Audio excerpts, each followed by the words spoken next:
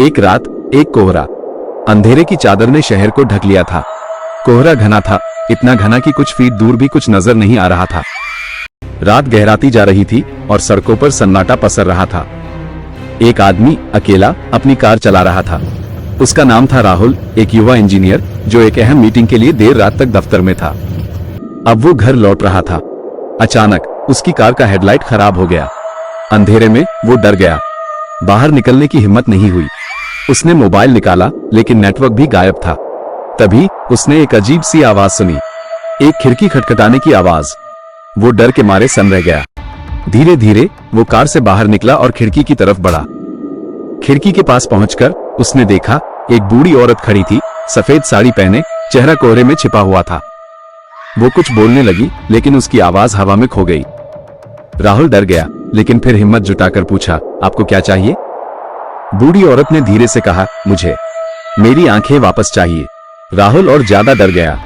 उस बूढ़ी औरत की आंखें नहीं थी, खाली दो खोले थे जिनसे खून टपक रहा था। राहुल पीछे हटने लगा लेकिन बूढ़ी औरत ने उसका हाथ पकड़ लिया।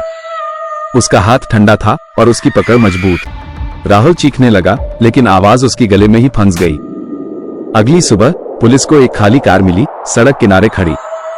कार के अंदर खून के निशान थे और एक आधी जली हुई तस्वीर जिसमें एक बूढ़ी औरत थी, आंखें खाली।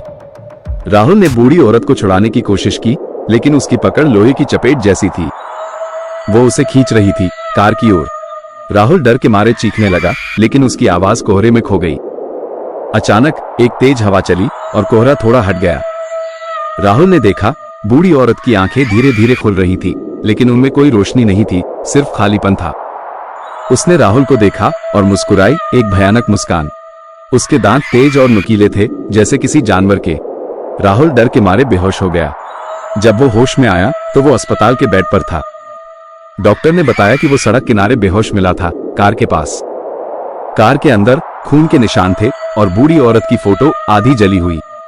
राहुल को समझ नहीं आ रहा था कि क्या हुआ था।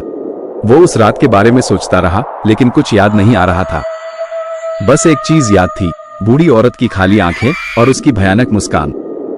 कहते हैं वो बूढ़ी औरत एक भूत थी जो रात में सड़कों पर घूमती थी और अकेले यात्रियों को अपना शिकार बनाती थी। राहुल शायद भाग्यशाली था जो बच गया, लेकिन वो कभी भी उस रात को नहीं भूल पाएगा, वो रात जब उसने मौत को करीब से देखा था।